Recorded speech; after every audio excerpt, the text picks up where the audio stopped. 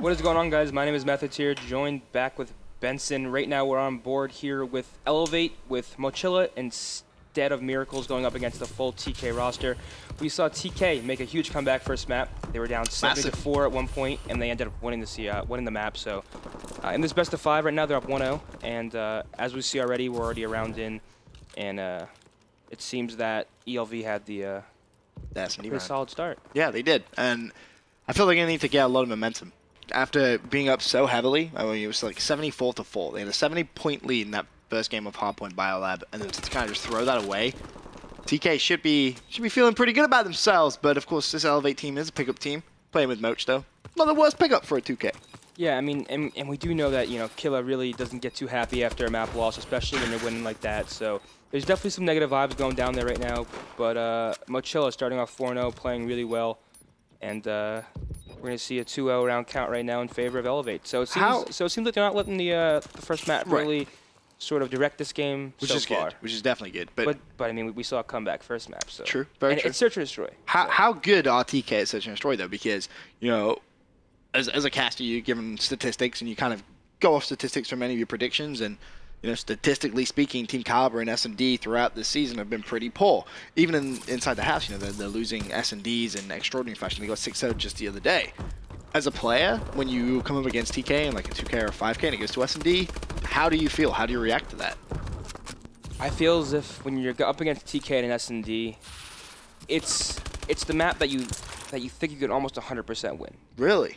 Because that's so weird. Because if you go back, you know, a year or two ago, you play TK and S&D, and you're like, oh, well, crap, we basically just lost. Exactly. It's just that now I feel as if you take one round against them, you're going to keep taking more. I don't know what it is. Why is that? I can't put my tongue on it, or my tongue on it. Your tongue on it? Are you trying to lick things in the game? Whoa. I can't put my finger on it. But for some reason, I feel like as soon as they start losing rounds, it doesn't stop. It just snowballs. Exactly. It's that kind of snowball effect. That's definitely what we've seen in the league, at least, every time these guys are playing Search and Destroy, which, again, is really weird. Is it just the way the game plays now? Is the game just that different to past titles in S&D specifically? It must be. That specific style doesn't work. This game is really quick. I mean, you can have a flank going in under 10 seconds. So. Right. It may be that, and maybe communication. I honestly don't know.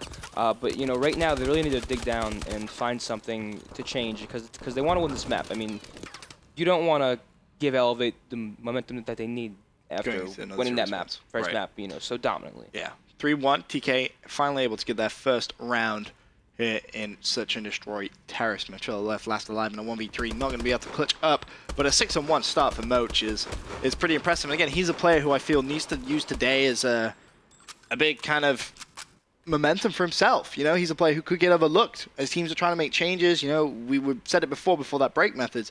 In terms of his online performance, he has been the second most consistent player I need to attach in terms of these 5Ks, 2Ks, and 10Ks.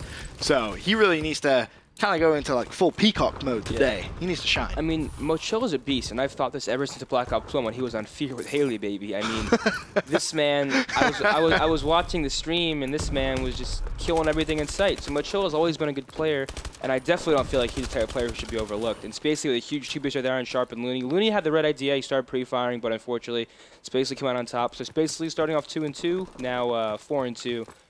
With, you know, some huge opening first bloods right now. And Theory's in a 1-on-4. If he clutches this, I'll give you 1,600. 1-on-3. You know, 1-on-3. I'll still take that bet, though. I'll still take it. They don't sell them anymore, so joke's on you.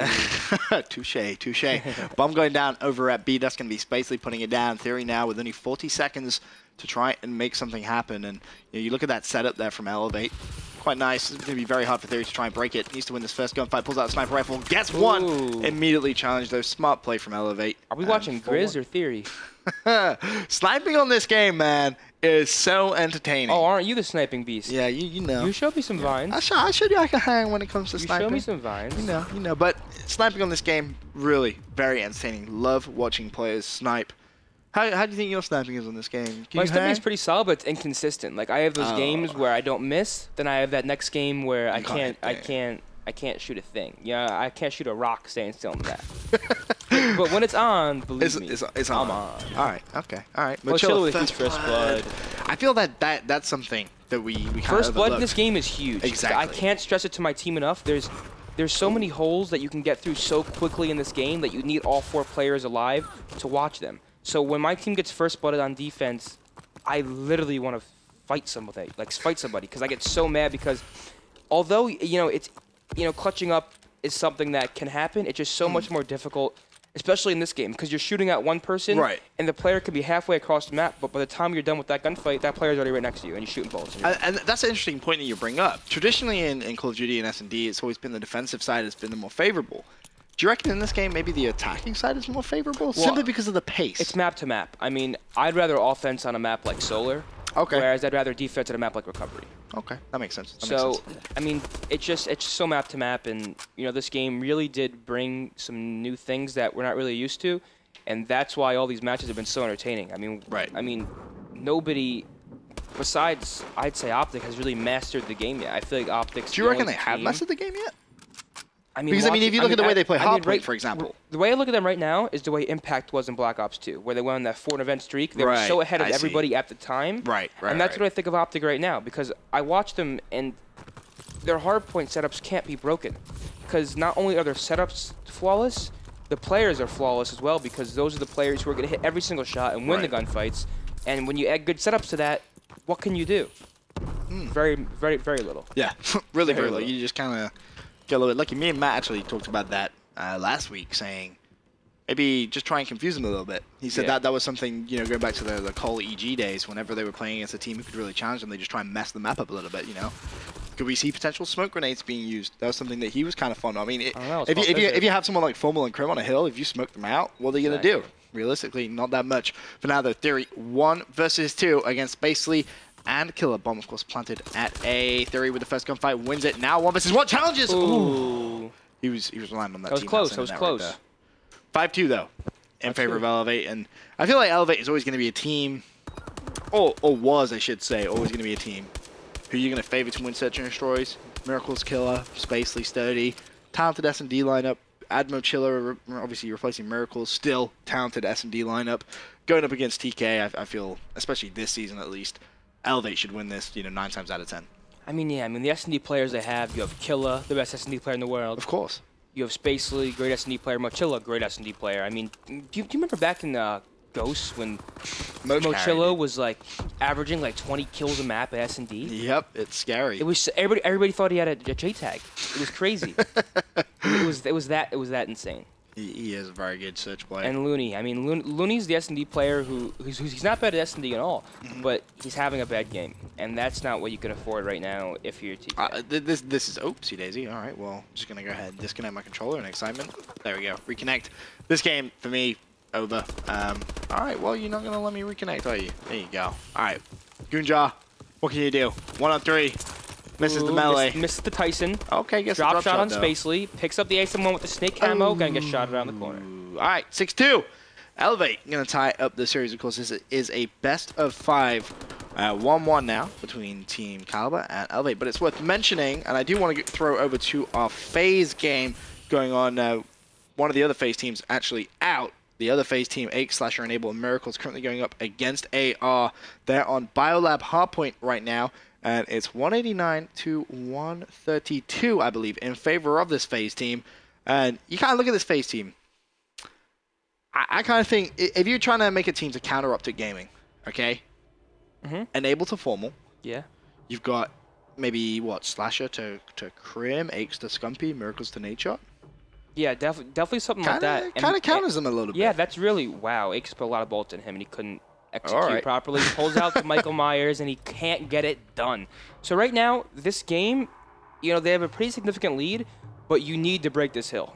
And the most important hill of this map for this particular situation right now is going to be this green hill. Whatever team has these green spawns are going to have the advantage. Because it's not FaZe. Because when you're spawning, Biolab or Red, you're coming from, sort of down low, and higher map positioning is always the best, and having green is just so much better because it's, just open. And H with a huge two-piecer there to open it up on this hill, and that's exactly what you needed. They just got 4 down when they needed to, and clutch I kills. personally feel like if they hold green right now, this game's just about over. I mean, I feel that last hill on Biolab especially is pretty much impossible to break. It's just contest city, right? There's so many entrances to it. All you really need to do is just continuously keep running at it, and you're going to contest. If you have, I mean, the best possible way, for example, this would happen the other day. My team was up by like 20 with 25 seconds left in the Biolab hardpoint, and we all died. So we needed to contest for like just a few seconds, and we all flooded purple, and it worked because we got a few kills. But after the game, we realized what we should have done. We should have took our time and all went around snow and jumped through that snow window. Because, come on, you can't kill 4 people jumping into that window, because there's going to be a maximum of 2 people watching that, if that. Because one person has to watch each way. You have ice to watch, purple to watch, orange to watch, and the snow window. So yeah, it's pretty much impossible, right? I mean, definitely next time what we're going to do is we're going to send 4 through that, snow window. But hey, it worked. You won. Yeah, look at Hakes. Look at Hakes put on a little show right now, winning some gunfights. Almost got the 3-piece, but couldn't quite execute. And yeah, so that's FaZe winning this game right now. The roster of Enable, Aches, Miracles, and did I say Enable? No, but you did. Slasher. Sorry. There you go. Doesn't surprise me at all. To be honest, I did think, however, AR have been looking good in hard points, but this new FaZe lineup, I think is going to be pretty potent. I really do. Looking at that scoreboard, 37, 35, 36, 32. Wow. All players. That's some kills. That right there. Miracles as well. I think he's been kind of overlooked up until now. Playing with Killer, that duo finally coming to an end, or potentially coming to an end, I should say, because we don't officially know that. But in terms of kills, I can't wait to see this scoreboard, because that just looks like a huge outs. Yeah, 38 for Slasher, 36 for Aches, 36 for Miracles, 32 for Enable. That's what you want to see on your first day playing as a potential squad right there. Definitely. Lots and lots of kills. For now, guys, quick commercial break. When we return, we'll have Game 3 between Team Kaliber and eLevate.